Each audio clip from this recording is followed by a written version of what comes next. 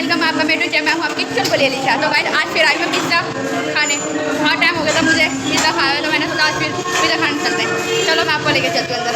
और ये देखो मैं आपको यहाँ की डेकोरेट दिखा दूँ। ये देखो डेकोरेट कितनी अच्छी हो रही है ना। चलो हम अपना देखते हैं ऑर्डर, क्या आपको भी हम दिखाते हैं पिज़्ज़ा खाने का टेस्ट कैसा है। गाइस मैं दिखाऊँगी यहाँ पे, ये ऊपर का है और ये नीचे बैठने का है। देखो चलो आपको लेके चलते हैं। और ये है इसका मेन्यू कार्ड, ये इसका मेन्यू कार्ड है। अब ऑर्डर करेंगे। हमने मंगाई पानी की बोतल और जल्दी पी के उसके बाद हमने दिया था ऑर्डर। हमारा ऑर्डर आता ही होगा करके। ये है वो पिज़्ज़ा जो हमने ऑर्डर किया था, चिकन पिज़्ज़ा।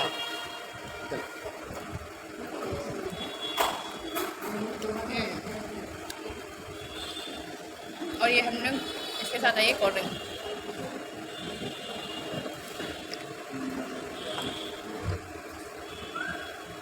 टेस्टी है। तो गाइस अब हम मिलते हैं जब तक अपने नेक्स्ट वीडियो में। Bye bye.